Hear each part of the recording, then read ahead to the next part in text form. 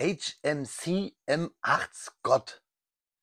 Da kann ich ja hier in meinem Panzerbuch lange suchen, wenn das eine Panzerhaubitze ist. Warum sagt mir das denn keiner?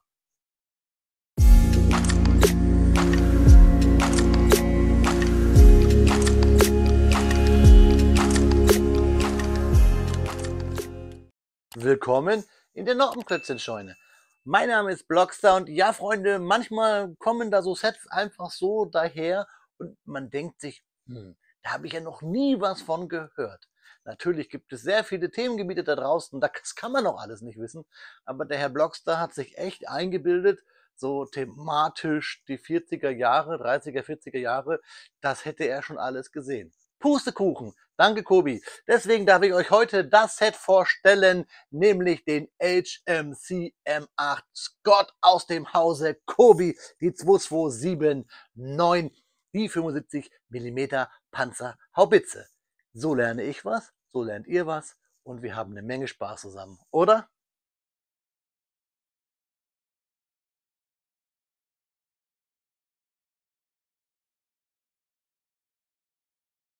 Ja, Freunde, da haben wir unseren HMC M8 Scott hier auf den Bautisch aus der Historical Collection World War II. Das Set 2279, 525 Bausteinchen, eine Minifigur, eine M1 Garand, alles im Maßstab 1:35. Und wir sehen schon sehr viele schöne Prints und ein großes Browning als Formteil. Schauen wir uns die Rückseite an. Da haben wir hier die Fakten. Wir haben hier einen US-Captain, erkennt man auch hier an den zwei Streifen. Das von mir erwähnte Browning und das M1 Garand. Das kennt ihr bestimmt alle aus so Spielen wie Call of Duty oder Medal of Honor oder Battlefield, weil es macht so Peng, Peng, Peng, Kling.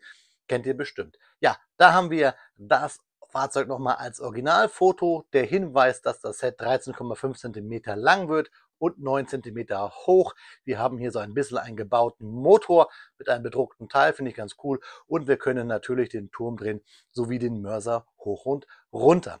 Ja, Freunde, ich habe absolut keinen Clou, was dieses Set hier so als Original für uns zu bieten hatte. Deswegen freue ich mich so richtig auf die Fakten. Bevor wir uns aber um die Fakten und ins Speedbild kümmern, wollen wir natürlich wissen, was sich hier im Karton verbirgt. Deswegen machen wir mal einen kleinen Wusch und holen die Tüten raus. Ja, Freunde, da haben wir die Tüten aus dem Karton geschleudert mit einer Anleitung, so circa DIN A5 groß. Ich kann euch sagen, der Karton wurde gepackt am 20.12.22, also schon um die 3 Monate alt, das Set. Wir haben eine große Tüte 1, eine große Tüte 2 und wir haben eine Anleitung, die Klammer gebunden ist und Handfläche groß, ich habe es euch gesagt. Ganz wichtig immer für alle, die Kobi nicht kennen, alles bedruckt, alles in der EU gedruckt. Ab 8 Jahren ist das Set. Die traurige Zwiebel ist hier auch wieder verboten, nicht dabei. Der Löwe, Captain Planet, ein Mann, der Blitze schießt und so weiter. Maßstab 1:35 habe ich euch gesagt. Die Anleitung wie folgt. Sie ist ein bisschen gebogen, sie ist ein bisschen widerspenstig. Da sehen wir die 1, das heißt, wir fangen an mit der Tüte 1, reißen sie auf und reißen dann die Untertüten auf und bauen drauf los. Die Steine, die wir brauchen für den Bauschritt 1 hier, finden wir in diesem umrandeten Rechteck mit abgerundeten Kanten, wo wir so einen Farbverlauf haben. Die Steine brauchen wir, Pfeile weisen uns den Weg und im nächsten Baustep ist der Step davor schon ausgegraut und die neuen Steine sind farblich. Das geht dann immer so weiter, bis wir also Tüte 2 kommen. Ganz wichtig, Pfeile weisen uns halt immer den Weg und wir haben auch so Anlegehilfen hier für so Fliesen, auf Englisch Flat Tiles. Kobi hat keine Seitenzahlen, deswegen müssen wir gucken nach der Bauschrittnummerierung, wann wir fertig sind und wir sehen, dass wir mit dem Bauschritt 66, eine böse Zahl, fertig sind, wenn wir den Turm und die Kiste hinten auf das Fahrgestell montieren. Die letzten Seiten dann immer Teileübersicht. Wenn euch Teile fehlen, kann man da kontrollieren. Wir haben eine Anleitung, wie wir die Minifigur, unseren Captain zusammenbauen. Hier ist dann auch der Link, wo ihr Steine monieren könntet, die euch fehlen, plus ein bisschen Werbung. Und ganz zum Schluss, und so kann ich einigermaßen mit leben, Kobi, wenn ihr auf der letzten Seite, ohne dass man irgendwas durchschneidet, eure Playcard für das Tabletop macht. Aber Freunde, ich glaube, keiner von uns zerschneidet seine Anleitungen Ich denke, kopieren wäre ganz cool. Und irgendwann werde ich mit euch da draußen mal ein paar Leute zusammentrommeln und dann spielen wir mal so ein Spiel in einem Livestream. Da hätte ich richtig Bock drauf. Ja, und wie immer so ein bisschen Werbung.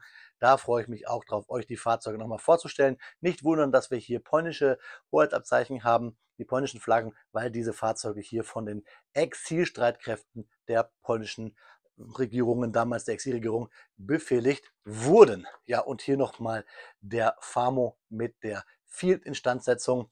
Den habe ich auch noch auf dem Schirm hier, Freunde. Eigentlich habe ich ihn schon fertig, nur irgendwie hat dieses Grün mich so ein bisschen angelacht. Egal, Tüte 1 reißen wir jetzt auf, danach Tüte 2 und dann haben wir einen schönen Panzer. Und ihr bekommt jetzt, wie ich, Infos zu diesem, ich habe es gerade schon wieder falsch gesagt, denn es ist kein Panzer, da finden wir das Fahrzeug gar nicht drin, zu unserer Panzerhaubitze, der HMC M8 Scott.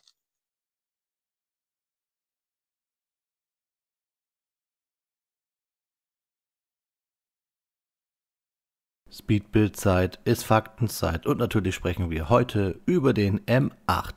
Der M8 Scott war eine selbstfahrende Haubitze aus dem Zweiten Weltkrieg, die auf dem Fahrgestell des leichten Panzers Stuart M5 bzw. M5A1 basierte. Produziert wurde das Fahrzeug in der Cadillac Motor Car Division of General Motors. Verbaut wurden zwei Cadillac Series 42 wassergekühlte V8-Motoren mit 16 Zylindern bei einer Leistung von dann 2x110 PS. Von September 1942 bis Januar 1944 wurden etwa 1778 Fahrzeuge dieses Typs produziert. Die Hauptwaffe war eine M116 Haubitze. Diese 75 mm Haubitze war in einem offenen Turm platziert. Hier wurden 46 Schuss Munition für die Waffe mitgeführt. Die sekundäre Waffe war ein Browning 12,7 mm M2HB Maschinengewehr mit 400 Schuss. Der korrekte Name lautet 75 mm Howitzer Motor Carriage M8, deswegen das HMC für Howitzer Motor Carriage. Benannt wurde das Fahrzeug nach Winfield Scott. Winfield Scott war einer der wichtigsten Generäle der amerikanischen Streitkräfte. In der historischen Rangordnung der höchsten Offiziere der USA wird er nach George Washington, John C. Pershing und Admiral George Dewey auf den 4. Rang geführt. Winfield Scott war einer der Väter des berühmten Anaconda-Plans, den später General Grant und Sherman umsetzten, um die Rebellion im amerikanischen Bürgerkrieg zu beenden. Winfield Scott hat es auch geschafft in die Popkultur, denn der berühmte Satz Great Scott von unserem lieben Doc Brown aus Back to the Future, Zurück in die Zukunft, basiert auf Winfield Scott. Aber zurück zum M8. Der M8 kämpfte an allen wichtigen Fronten innerhalb von Frankreich und Italien sowie im Pazifikraum, also auf dem Westtheater, wie man so schön sagt, und im Pazifikraum. Das Fahrzeug wurde während des Zweiten Weltkriegs von den Streitkräften der Vereinigten Staaten sowie den Verbänden der Freien Franzosen verwendet. Diese setzten das Fahrzeug auch im Indochina-Krieg, einen der Vorgängerkonflikte des Vietnamkrieges, ein.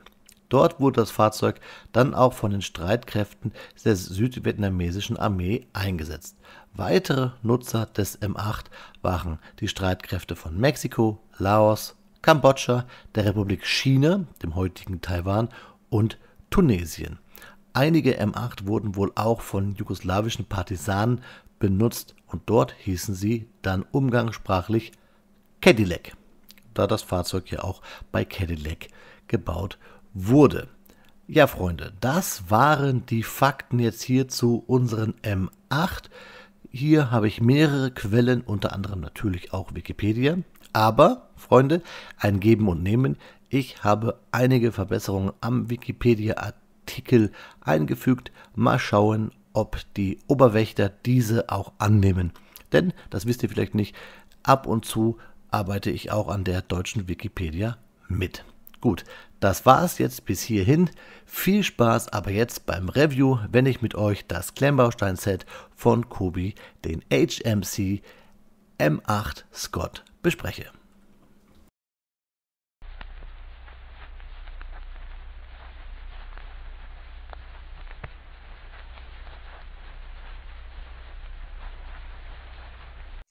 Nach 1 Stunde und 34 Minuten ist mein 2279 HMC M8 Scott von Kobi fertig. 525 Steinchen, viele kleine Steinchen. Fangen wir mal an, Thema kleine Steinchen. Ich habe ein ganzes kleines Sackerl hier an Steine über. Ihr seht diesen Bügelperlen-Applikator, sogar hier ein paar Haken, Gitter, beziehungsweise nicht Gitter, sondern wir haben hier Ketten. Was ich meinte, sind nicht Gitter, sondern hier vor allen Dingen Kettenglieder. Also ein bisschen Kleinzeug über, mal wieder ein bisschen viel, finde ich gut. Geht an die Seite. Wir haben eine Kiste dabei. Diese grüne Kiste hier, da können wir vielleicht die übrig gebliebenen Steinchen dann reinpacken. Ihr kennt diese Kobi-Kisten, alles cool. Aber hier halt in diesem Olivgrün von Kobi. Da muss man aufpassen, dass man sie auch so, dann passt der Deckel auch. So, da ist die Kiste. Schön. Und wir haben natürlich diesen schönen Slope, diesen schönen Stein mit der Beschriftung ganz groß HMC Howitzer Motor Carriage M8 Scott. Ist ja immer schön und gerade hier, wenn die Schrift so dick ist, gefällt mir das richtig gut. Nehmen wir uns doch die Figur zur Brust, nämlich den Captain der Vereinigten Staaten von Amerika, der US Army. Hier den Captain mit seiner Garand auf der Schulter, die Schüchchen dran genoppt, die Hosen zusammengenoppt an dieses Lendenteil, an den Oberkörper, der schön gedruckt ist, hier mit einer gelben Schnalle. Und der Herr ist ähnlich wie ich 3 Tage bartmäßig unterwegs. Und da oben haben wir auch noch seine Markierung auf dem Schiffchen. Von hinten dann wieder beige, ganz normal. Und ja, die Garand, ihr kennt sie aus den Spielen, wie ich es vorhin gesagt habe. Ihr habt die Figur auch gerade noch einmal groß gesehen. Ich habe leider wieder ein Fehlteil gehabt. Das nehme ich ja immer gerne auf mich auf, denn ich habe irgendwie das Gefühl, dass ihr das da draußen nicht so oft habt. Ich habe wieder einen Fehlteil gehabt, aber ich bin ja schon dran gewöhnt, dass ich immer mal wieder ein Teilchen nachordern muss. Ich kann euch das Video vom Wirbelwind nur empfehlen, da habe ich euch erklärt, wie das geht. Einfach bei Kobi, Missing Parts und so weiter und so fort. Das Problem ist eigentlich nur, dass die mir, glaube ich, irgendwann nicht mehr glauben. Glaube, doppelt gemoppelt, aber deswegen schicke ich dann immer in der Beschreibung auch meinen Videolink mit, dann können Sie selber sehen, dass es fehlt. Und vielleicht, wenn ihr den Speedbild geschaut habt, dann habt ihr gemerkt, was gefehlt hat, nämlich genau hier ein Ring noch von dem Howitzer, von der Haubitze, nämlich hier dieser letzte Stein, der hat gefehlt. Den habe ich mir jetzt erstmal, damit ich es euch zeigen kann, vom kleinen 1:48 T34 geklaut. So, zack. Und jetzt ist es vollständig, damit ich es euch halt zeigen kann. Generell, was ich in der Zeit auch vernachlässigt habe, sind Rolltests. Und der hier läuft wie geschmiert. Also richtig gut. Also ich kann euch da mal einen Vergleich zeigen zu nämlich einem ähnlichen Fahrzeug aus einem Hause, das hauptsächlich Spielzeug herstellt, nämlich aus dem Hause Sluban. Der rollt nicht ganz so gut. Ne? Und das hier ist ja definitiv Spielzeug. Das hier sehe ich ja immer ein bisschen anders. Review hierzu kommt aber auch. So, der hier läuft richtig gut. Richtig nice. Und das, obwohl er ja so ein einigermaßen kompliziertes Fahrwerk hat. Einigermaßen im Sinne von, dass ich hier so einen Stein habe, der nirgendwo aufnoppt. Den legen wir einfach rein. Diese 2 1x1er plus diesen Brick Modified, diesen Stein mit Schnalle für diese, ich hätte es fast gesagt Kettenspanner, aber ihr wisst, was ich meine, für die Aufhängung hinten, für das hintere Rad, für das ich weiß nicht, wie ein Dämpfer ist es ja nicht, aber es ist, glaube ich, nennen wir es einfach hier mal Kettenspanner. So, das hängt einfach nur hier lose drauf, während wir ja hier das Fahrwerk jeweils wirklich auf einen Brick Modified aufnoppen. Egal, schöne kleine Räder, schönes Fahrwerk, läuft richtig gut. Ich zeige es euch mal von hinten, auch da richtig cool hier mit Anhängerkupplung. Wir haben einen Hammer und ein Beil, ziemlich groß sogar. Wir haben schöne Prints hier hinten drauf, generell ja auch hier auf der Seite und am Turm. Ich habe die Sterne auch mal richtig drauf gemacht. Hier auch wieder Da, der Turm ist jetzt zur Seite gedreht, da seht ihr nämlich auch hier diesen Sandsack. Richtig schöne Bautechnik. Guckt mal wirklich ein bisschen den Speedbuild an, gerade hier die Ecke, weil wir hier auch viel Bügelperlen verbauen und dann hier natürlich tolle Drucke mit den verschiedenen Luken und hier auch die angedeuteten Luken für die Besatzung zum Rausschauen. Richtig cool. Auch cool dann hier das Kettenglied am Turm. Unsere Haubitze hier mit dem Schild natürlich. Schuld habe ich, wenn ich es falsch ausspreche. Schön auch, dass wir die Haubitze ein bisschen verstellen können, dass wir so ein bisschen Gedöns haben, das so ein bisschen aussieht wie Verschluss und Co. Wir haben hier unser Browning und wir haben auch quasi hier so eine Art Befestigung, dass der MG-Schütze da nicht hinten rausfällt. Und Highlight ist eigentlich nicht die Antenne, die beißt meine Katze wieder ab, auch nicht die Kette. Ich hasse solche Kettenglieder zum Noppen. Also Noppen ist ja noch nicht mal zusammen zu machen. Das ist immer eklig und gerade hier bei mir am Baufilz, da habe ich mehr Filz dazwischen als diese Kettenglieder. Hätte ich gerne mal von Kobi, dass die schon zusammengebaut kommen. Gerade bei den Schiffen ist immer, finde ich, nervig. Schön auch der Kanister, auch hier schön dieses Gitterblech. Nein, richtig schön ist, dass wir hier, ja, jetzt ist meine Hand im Weg, aber ich muss euch zeigen, so zack, hier die Motorhaube abmachen können und auf unsere beiden Cadillac-Motoren reingucken können. Richtig schön hier bedruckt, auch dass es so aussieht wie Kabel zu den Zündkerzen. Wir haben hier 2 Rohre, richtig nice. Und auch da hinten drinnen nochmal sieht es so aus, als hätten wir da wirklich einen Motor verbaut. Dieses Fahrzeug hat wirklich Spaß gemacht zu bauen. 525 Steinchen habe ich euch ja gesagt. Und fast 1,5 Stunden. Warum? Naja, es sind ziemlich viele Kleinteile dabei. Und das dauert halt. Und deswegen ist es schön, dass man so ein kleines Fahrzeug zusammenklöppelt. Ich kann es euch mal ein bisschen zeigen, damit ihr wisst, was ich meine. Was ich so raffiniert fand an den Bautechniken, ist nämlich zum Beispiel auch, dass wir Sachen schräg reinlegen. Das mag ich generell bei Panzern bei Kobi immer, wenn man mal so ein bisschen gegen den Strich baut. Wenn man sieht, dass man hier so quasi wieder gegen die Noppe baut, beziehungsweise halt hier diesen Bracket, Brick Modified benutzt, querbaut und es dann später wieder überbaut. Das seht ihr ja hier. Also weil wir es ja hier wieder zugebaut haben überall. Also da, so, dass es passt. Wir haben hier keine großartigen Schlitze. Die einzigen Schlitze, die wir haben, sind hier an der Kante und das liegt daran, dass man mal so eine Wedge das immer hat. Aber wenn ihr überlegt, die beiden sind gegenläufig. Also die sind Teils, die sind von unten glatt. Richtig, richtig nice. Also der Bau hat Spaß gemacht. Schönes, kleines, schnuckliges Fahrzeug. Ich habe es euch gesagt, ich wusste nicht viel über dieses Fahrzeug, habe ein bisschen nachgelesen und habe sogar Veränderungen am Wikipedia-Artikel eingestellt. Mal gucken, ob die durchkommen. Und hier, wir können unsere Figur auch ganz cool da oben einnoppen. Über Maßstab reden wir nicht, da können wir jetzt eh nichts dran ändern. Achso, von unten muss ich euch das Fahrzeug noch zeigen. Aber zeigen ist ein gutes Stichwort. Ihr bekommt jetzt eh ein paar Detailfotos und dann sprechen wir zum Schluss nochmal, meine Freunde.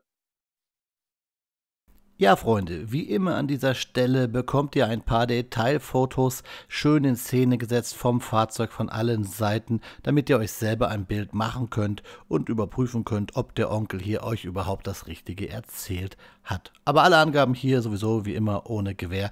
Ich mache das hier ja nicht beruflich. Das ist Hobby, das ist ein reines Draufzahlgeschäft. Ich mache das so wie ihr auch, aus Spaß an der Freude. Und generell Spaß an der Freude habe ich gerade einfach bei Kobi. Ich habe ein großes Pile of Shame, ein großes Regal, wo viele Kobi-Sets stehen, die ich euch noch nicht vorgestellt habe. Und deswegen drehe ich gerade am liebsten Kobi-Sets. Auch weil die Leute, die Damen und Herren auf der Messe einfach so nett waren. Es hat mir so Spaß gemacht und deswegen bin ich so ein bisschen Kobi angefixt. Und dann möchte ich euch generell nochmal ans Herz legen, nämlich Company of Heroes 3. Das Game, das ich gerne gespielt habe, Teil 1, Teil 2, das kommt am 23. Februar heraus und ich habe euch ja noch kein einziges dieser Sets aus der Lizenz von Kobi gezeigt.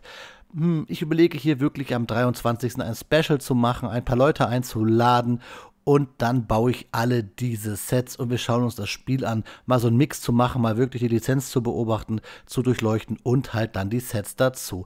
Was haltet ihr davon? Streamen dann hier auf YouTube und Twitch, wäre doch mal eine coole Geschichte, oder? Einfach mal die Lizenz zu dem Klemmbausteinen Hand in Hand. Schreibt mir eure Meinung dazu mal in die Kommentare, meine Freunde. Ja, Freunde, 6. Stunde, Schulaus. Wir können nach Hause nach dieser hoffentlich doch schönen Geschichtsstunde jetzt hier zum Schluss über unseren M8 Scott. Ich habe was gelernt. Ich hoffe, ihr habt auch was gelernt. Ich hoffe vor allen Dingen, ihr hattet Spaß Und ich würde mich freuen, wenn ihr ein bisschen diesen Spaß belohnt, indem ihr mir einen Kommentar zum kleinen Set hier schreibt. Ich muss echt sagen, ich bin fasziniert, wie gut der rollt. Und wenn ihr vielleicht mir dann noch einen Daumen hoch oder runter gibt, um zu merken, wie dieses Video für euch war. Vielleicht kann ich ja noch ein bisschen an meinen Geschichtsfähigkeiten hier so ein bisschen arbeiten. Also scheut euch nicht, hier ein bisschen Feedback dazu lassen. Und wie immer auch bitte, bitte, bitte erzählt von meinem Kanal Leuten, die vielleicht sich für Klemmbausteine interessieren, aber Kobi nicht kennen oder auch nicht wissen, was der liebe Bloxy hier in seiner Noppenklötzchen-Scheune so macht. Gerne weitererzählen, Abo da lassen und wenn ihr ein Abo habt, bitte die Glocke drücken. Ja, ich werde dieses Fahrzeug jetzt schön in mein kleines Regal, das seht ihr nicht, das steht da, einreihen. Das ist nämlich wirklich das Vorteil bei so kleinen Fahrzeugen. Die passen da locker in die noch immer enger werdenden Lücken rein, aber der hier findet da seine Lücke, dieses kleine hübsche Fahrzeug. Und ich freue mich halt dann auch demnächst dann noch das Gegenstück zu bauen von Company of Heroes aus der Serie von Kobi. Kommt ja auch generell das Spiel bald am 23. Februar. Ich überlege da auch eine Kleinigkeit zu machen. Kleinigkeit zu machen passt auch ganz gut. Ich hatte euch ja versprochen, dass ich hier so Kobi-Schlüsselanhänger verschenke, an euch verlose, aber da müsst ihr noch ein bisschen warten. Guckt einfach weiter meine Videos. Gönnt mir einfach den Spaß. In diesem Sinne, Freunde, auf Wiederbauen. Euer Freund, der Blockster.